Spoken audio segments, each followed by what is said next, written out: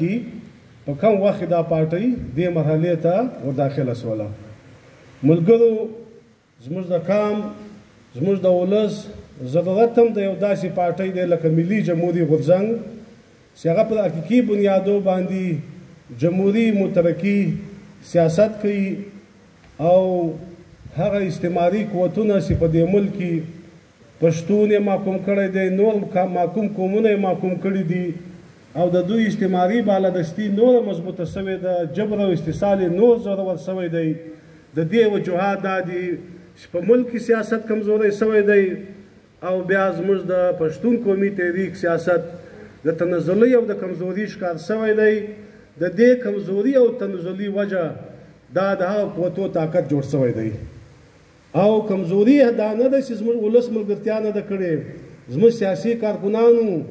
زموږ سیاسي پوهانو په دې پارټیانو کې خپله پوهي خپله قرباني خپل جدوجهد نه دی کړی بلکې وجه دا د عزیزانو سیاست د ذاتي او خانداني مفاداتو ښکار شوی دی سیاست د مورثیت ښکار سو سیاست د اجارهدارۍ ښکار سو او سیاست د مصلحتو او سمجوتو ښکار سو دا بنیادي وجوهات چې د دې له وجې سیاست کمزوری سو او زموږ دا کمزوري د دې پنجاب د استعماري او دهشتګرد قوتو طاقت او قوت جوړ شوی دی او د دې له کبله زنن دا ټول جبر او استحصال دا زموږ ولس له هغه سره مخامخ دی هغه انساني جمهوري عیني حقوق چې زموږ د جمهوري سیاسي قوتو د تحریکو د ډېر اوږدو قربانیو په نتیجه کې له نن څخه موږ مخکې حاصله کړي وې 20 کاله 10 کاله مخکې چې کوم موږ ته یو عیني جمهوري شهري حقوق حاصله وو یا یې د کاروبار مواقع حاصله وې یا یو امن موږ ته حاصله وو دا هم نن موږ د لاسه ورکړی دی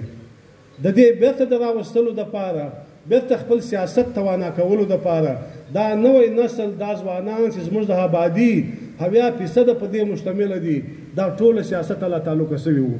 دا له سیاسته بې برخه شوي وو وجوهات یې دا و چې په دې پارټیانو کې د دوی دپاره سپیس نه وو دا پارټیانې د مورثیت ښکار شولې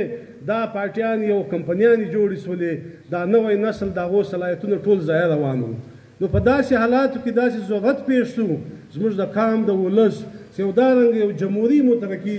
سیاسي پارټۍ په وجود کې راسي چې هغه په صحیح بنیادو باندې په حقیقي بنیادو باندې هغه وجوهات ازاله وکړي هغه وجوهات هغه څه چې سوي دي له دې څخه موږ سبق واخلو او د دې معروض د دې زموږ د قومي ضرورت په نتیجه کې ملي جمهوري غورځنګ دا په وجود کې راله د دې قیام ممکن شي دا سیاسي پارټۍ د چا په ضد نه ده جوړه شوې دا سیاسي پارټۍ د دې قام زموږ د ټولنې زموږ د ملت د ضرورت مطابق جوړه شوې ده هم وجه دا ده چې په یو کال په مختصره دور کې دې پارټۍ ته دومره پذیرایي حاصله شوه چې نن په ملکي سطح دا پارټۍ کومه نمایندګي کوي د قام د ملت د افغانستان د افغان ولس د محکومو قومو او د خطې او د نړۍ د محکومو ولسونو بیا د پښتانه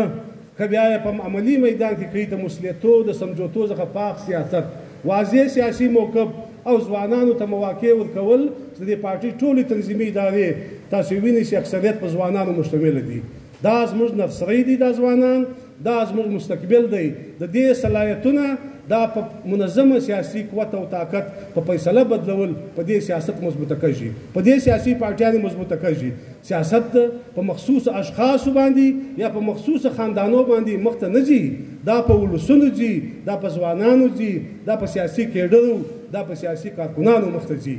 او هم ملي جمهوري غورځنګ چې په دې بنیاد خپل جوړښت د دې وسو دغه نتیجه دا ده چې دا پارټۍ څومره مخ په وړاندې روانه ده چې نن موږ دا کانفرنسونه کوو نن موږ د سټوډنټس لپاره موږ فیصله وکړله چې د نیشنل سټوډنټس موومنټ په نامه باندې دا زموږ د ځوانانو یو تنظیم چې 13 ورځ زموږ میټینګ و په دې کې موږ فیصله وکړه چې خپل د وطن خپل د ولس خپل ځوانان را متحده کول را منظمه کول دا نرسرۍ کې را متحده کول د هغو سیاسي تربیت کول هغو ته د قیادت مواقع ورکول په فیصلو پالیسي کې دغه شرکت یقیني کول او خپلې پارټۍ ته کیډرز روزنه ورکول روزل د هغه دپاره د سټوډنټس وینګ د جوړښت فیصله هم وسوله او انشاءالله په ډېر زر وخت کې به زموږ د لوستونکو دا کوم ملي غورځنګ چې دی دا به د دې وطن د باشعوره او مترقي ځوانان یو ډېر نماینده سیاسي پلیټفارم به وي لکه څرنګه چې سټوډنټ پارټیانو سیاست د زوال ښکار شو د هغه له وجې سټوډنټ پالیټکس تاسو وینئ چې په ټول وطن کې هغه د زوال ښکار شو دا تعلیمي ادارې چې دا به د جمهوري مترقي سیاست مرکزونه وو دا د زموږ ټول لیډرشپ چې دا دلته ناست تاسو وینئ زموږ ټول مشران دا په دغه تعلیمي ادارو کې په دغه سټوډنټ پالیټکس کې دوی خپل رول ادا کړی وو دا نرسریانې وې دا سپلای لین وو سیاسي پارټیانو ته کېډرز او کارکونان ورکول چې پارټیانې له خپل سیاست منحرفه شوې پارټیانې د موروثیت د سمجوتو د مسلطو ښکار شوې د هغه له وجې سټوډنټ پالیټکس هم په ټول ملک کې بیا بالخصوص په پښتانه کې دا د زوال ښکار شو دا هم دغه رنګه ضرورت لري لکه څرنګه چې د پارټۍ و ولس ته ضرورت دی دا رنګه زموږ د ځوانانو زموږ د طالب علمان دپاره یو دا رنګه جمهوري مترقي تنظیم چې ملي جمهوري غورځنګ پرون د خپل مرکزي اجلاس کې د دې د جوړښت اعلان وکړ دا په ډېر کم وخت به انشاءالله د دې خپل تنظیم سازي به مکمله شي مرکزي سطح باندې بیا په صوبایي سطح باندې به او بیا په تعلیمي ادارو کې خپل تنظیمونه به دا جوړېږي د خپل کام د وطن ځوانان به رامتحد کوو طالب علمان به رامتحد کوو د هغو سیاسي روزنه به په دې تنظیم کې کېږي او دا به بیا په مستقبل کې د کام رهبري کوي قیادت به کوي زه ستاسو بیا یو تاسو ټولو ته مبارکي درکوم او په دا علم باندې سي چې څرنګه مو صوبایي کانفرنس وکړو دغه بعد باندې به خپل ضلعو ته ځو لکه په جنوبي پښتونخوا کې موږ د ضلعو کانفرنسونه هم شروع کړي دي دارنګه په خیبر پښتونخوا کې به هم ضلعي تنظیمونه جوړوو بیا به علاقایي تنظیمونه جوړوو بیا به ابتدایي تنظیمونه جوړوو دا خپل ټول وسونه به رامتحد کوو منظمه کوو به او خپل سیاست او قوت ته به